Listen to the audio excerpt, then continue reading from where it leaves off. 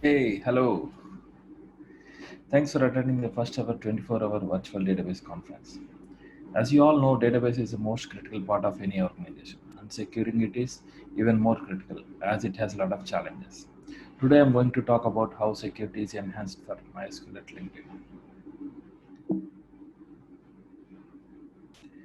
My name is Karthik Apgatla. I have been working on various large-scale data stores for a decade, primarily focused on MySQL. Currently, I have been working for LinkedIn for the last 4 years, building the database as a service model. Prior to LinkedIn, I worked for Yahoo, Python, and Percona, where I was responsible for helping clients scale their databases. I authored the MySQLite cookbook covering the new features and performance tuning of MySQLite. You can check it out on Amazon. Agenda for today's talk: we'll talk about the overview of MySQL at LinkedIn, MySQL security, audit framework, password management, and operational challenges. MySQL at LinkedIn. MySQL is a de facto relational database and is widely used heavily at LinkedIn. All the infrastructure tools like build pipeline, application testing, access control, etc. rely on MySQL. Apart from tools, most of the internal applications use MySQL as their backend data store. Also, few of the site-facing applications use MySQL. Before I talk about security, I'd like to share the architecture of MySQL at LinkedIn at a very high level. We have multi-tenant architecture where multiple databases are hosted on a single MySQL server instance. We do not run multiple MySQL processes for isolation of the databases, as the overhead of the MySQL process increases linearly with the number of databases hosted on the server. So we have a single MySQL process hosting multiple databases. As you can see in the sample diagram, hosts of application 1 can connect to DB1 hosted on MySQL server 1. Similarly, application 2 can connect to DB2 and DB3 hosted on MySQL server 1. If the database is big enough, we dedicate the server to the DB. You can see that MySQL Server 2 is dedicated to DB4 and applications 4 and 5 can connect to it. Few years back, we transformed ourselves from the DBA role to data SRE role. We do not just do some admin activities, rather we build the systems to scale our infrastructure. We have a centralized MySQL SRE team responsible for managing MySQL. We provide MySQL as a service where all the administrative tasks like backups, high availability, bootstrapping clusters, monitoring are being done by automated systems that we have built. Application owners provision database provision databases themselves through a self-service portal, while provisioning inputs like database size, QPS are given. There are roughly around 2.3k MySQL databases, 6.5k accounts accessing the database. We have MySQL server versions 5.6, 5.7, and 8.0, and all our database servers are on RHEL 7. MySQL security.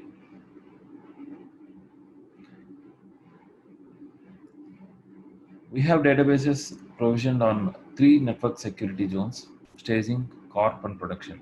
Any server in one zone cannot access servers in other zones. If access is required, a special network level ACL has to be opened. The ACL requests go through a thorough review from the security team. Even if the ACL is opened, a security zone can access server only a level above that. As the name suggests, all the staging databases reside on the staging security zone. All the databases created for proof of concept testing will be on staging. All internal applications reside on core and site-facing applications reside on prod. Similarly, the site-facing databases reside on prod. The tooling databases are present on all security zones to support the build infrastructure of that zone. The passwords will be different for each zone. At LinkedIn, we auto-scale applications based on the load. At the time of auto-scaling, applications get deployed and undeployed by the build system. So all the tools databases are highly critical. Any downtime for those databases can cause site-wide outage. After the database is provisioned through self-service portal, the next step application owners have to do is define the access control. Let's go into the user access management. We have a self-service user access management portal through which application owners can create users and define the access control. The portal automatically generates a password for the user, which is strong. Tell me how many times you have chosen a password and a website complained that the password is not strong enough. Next is role-based access control. Owners have to choose the role, which can be app usage, app read only, app read write, and app admin. App admin has privileges to create, drop the tables and databases. App user just connect to the database and do nothing else. It can be used to monitor the health of the databases. The other roles are self-explanatory. Fine-grained access control. The most important thing that the owners have to define is from which application servers does the user can connect. I want to emphasize more on this. It means that the users do not have wildcard access. That is, user at percentile will not be created. The user is restricted to only certain IP addresses. Let me explain how we get the IP addresses of the application hosts. Owners provide the application name, and MySQL privilege management system automatically determines the hosts where the particular application is deployed by talking to our deployment system. It resolves those hosts to IP addresses and whitelists only those IPs to access the database.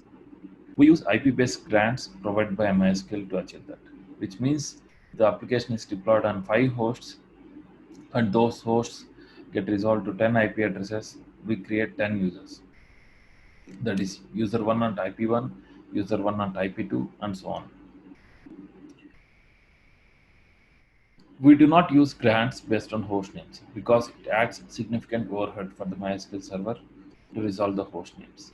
Also, we do not grant access based on subnets because we might end up whitelisting more hosts than required. So no user 1 at 10 dot percentile dot percentile. If the application wants to access multiple databases, multiple users have to be created and each user can access only one database. All the user creations modifications follow an approval workflow where each request should be approved by a co-owner and an email is sent to all owners on all activity. Moreover, we have an audit system where we can audit who requested the user, who approved it, what are the hosts that got whitelisted and at what time, etc. So this is typically how MySQL Access Management UI looks like. You can see that there are 4 users for the deployment database and prod security zone, from which application the users can connect and the role of the user are specified. The links to the audit and host audit are provided in the UI. Let's look at the challenges of IP-based grants. When an application is deployed on a new host, MySQL privilege management system has to whitelist the new host before the application starts. Otherwise, it can lead to an outage. How is this done?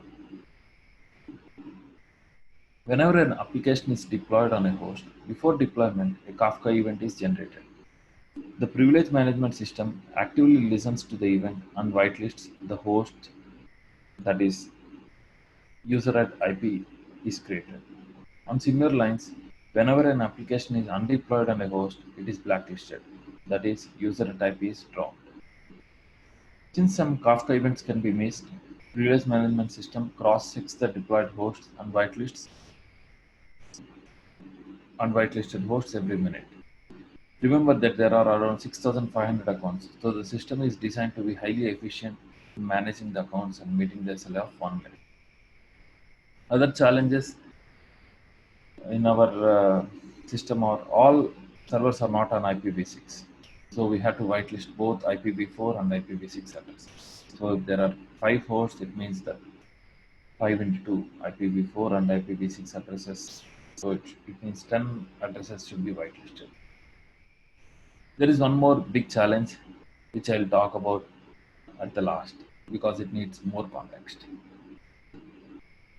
So far, we talked about how applications access the database. Sometimes, sometimes application owners also have to connect to the database for troubleshooting during outage. They follow the same process of creation of application users, but they can connect only from a few jump hosts. Each and every query that is fired from the jump host is logged and is sent to a centralized server for auditing. MySQL security is not just limited to securing the SQL access, but we also have to secure the SSH access. Let's see how we do it. These are the guidelines that we follow to enhance the security. These are the few guidelines that I outlined here. So let's talk about those one by one. MySQL SRE group. SSH access to database servers is restricted to members who are part of MySQL SRE group. The members of the group are thoroughly audited, like force password reset quite often. As a security measure, we can't SSH to the database servers directly. Instead, we have to log in through a jump host. Certificate based SSH. Traditionally, most of the companies rely on public key authentication, which uses asymmetric cryptography with a public private key pair. The public key is distributed across all servers. There are some problems with this approach, like number one, the credentials, that is the private keys, reside on the devices. So if your device is compromised, your private key is also compromised. If the private key gets compromised, it's very difficult to detect. Rotating the keys is a very big challenge because they have to be distributed across multiple servers and it is time consuming. Because of those security risks, we have chosen SSH using signed certificates. Explaining about certificate based authentication is beyond the scope of this talk. However, I'll give a very high level overview on how it works.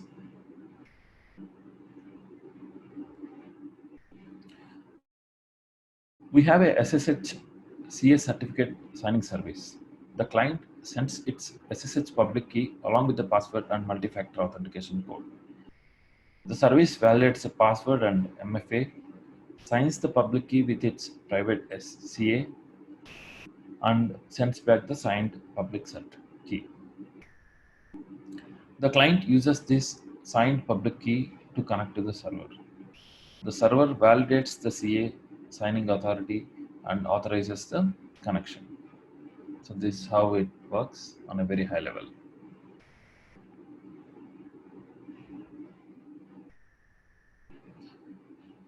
All the MySQL status variables are emitted to graphs, and engine InnoDB status is also sent every 1 minute. On a normal day, we do not need to connect to a database. But during outages where we could not figure out from the graphs and advanced troubleshooting is needed, we log into the database through an admin account which is restricted to the local host. To avoid exposure of password in clear text, we use MySQL config editor. It saves the password on .mylogin.cnf file in the user's home directory in an encrypted format. So the password is not exposed in non-clear text in command line or in an environment variable. MySQL audit framework. Since auditing all the queries is an overhead to the server, we only audit the logins through Percona audit plugin. The error logs are written to the syslog as well. All the logs are sent to a centralized auditing server through syslog to Kafka plugin on a real-time basis. For auditing the queries, we use Query Analyzer agent, which captures all the queries with negligible overhead. Let's look at the high-level architecture of Query Analyzer. The agent is a service that runs on MySQL nodes. It captures TCP packets using raw sockets, then decodes the packets and constructs a query from the stream of packets using MySQL protocol. The agent then calculates the query response time by recording the time when the query enters the port and the time when the first packet is sent back. The query fingerprint is calculated using Percona's Go skill packages. If other query of same fingerprint comes through, the agent simply appends the count and adds the query time to the total response time. Additionally, the agent also maintains metadata information like query fingerprint, sample query at max time, first seen, minimum time, maximum time, etc. The agent collects information until a preset amount of time has passed. After that, it sends the information to the centralized host and resets the counters.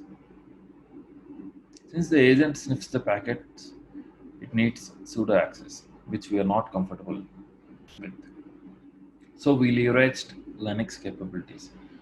We gave cap netraw capability to the binary so that the binary sniffs the packets without running as sudo. So to summarize how it works, it captures the packets on port 3306, decodes packets into queries, anonymizes the query, measures the metrics utilizing query time and count, locally aggregates for configurable time, approximately like 5 minutes, pushes the aggregated data to a centralized server using SSL. So we get complete information on each and every query that is hitting our database.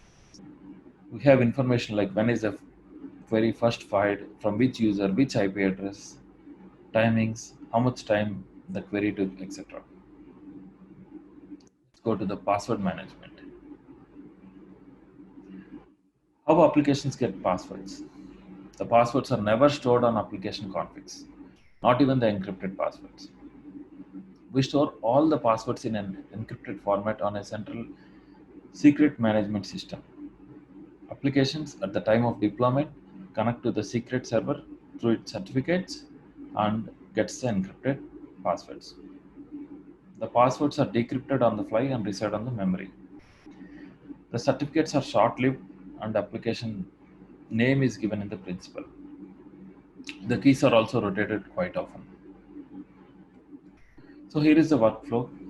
App 1 has config like this. The username in the plain text, but password has ss colon key 1. Application at the time of deployment interprets that it has to get the key 1 from secret server. It connects to the secret server through the certificate with principal app 1 and the key that it needs.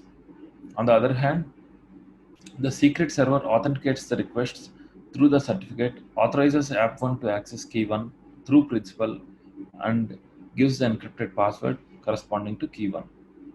After receiving the encrypted password, the application decrypts the password and saves only the memory. The application connects to the database using the username and password. Let's look at the operational challenges. There are a lot of operational challenges that we faced. Let's discuss what are those and how we overcame those. Most of the operational challenges are due to human errors.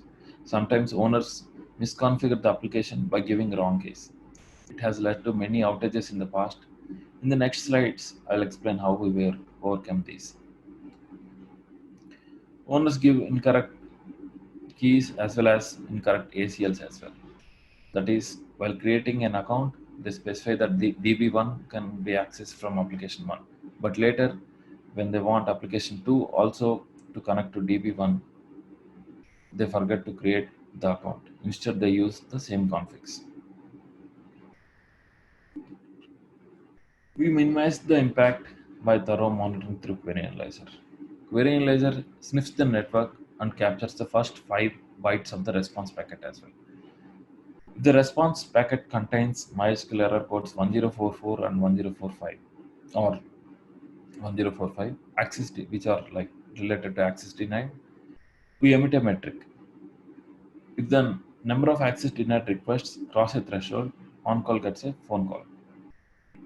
So we'll come to know immediately if there is any attack. Mostly it will be a misconfigured application and we alert the owners to correct the configs. The other challenge is blacklisting the hosts. Some applications get undeployed and redeployed quite fast.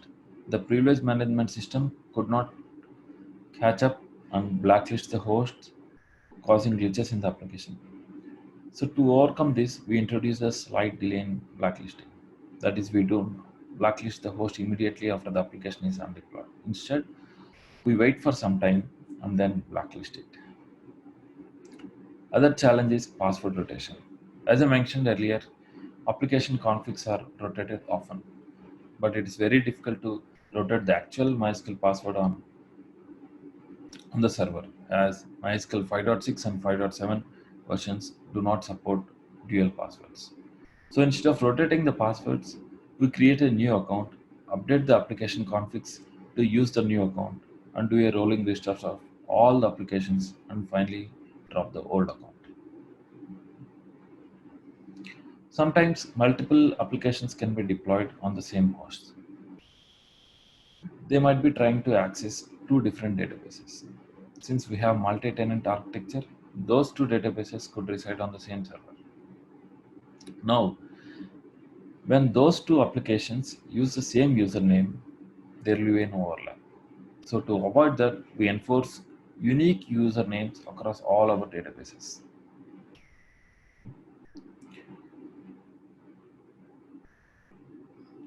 So the next is noisy neighbors. Since we have multi-tenant architecture, a bad query on one database can impact the whole server and affect the other databases residing on that server. So do you remember that I mentioned to cover one big challenge on IP-based grants at the last? This is the one. Native, Natively, MySQL support provides some account restrictions. We can limit the number of queries, the max updates per hour, etc. But user one at IP is treated as a single account in MySQL. All the restrictions can be applied only at account level, not at user level. We do not know in advance how many accounts a user and application will have. Some applications are deployed on thousands of hosts and it will have thousands of accounts. Even if you restrict to one query per hour for that account, if the application connects from 1000 hosts, it can file 1000 queries. Had it been a wildcard access, we could have restricted the user, and no matter from where the user gets connected, the restrictions would have applied.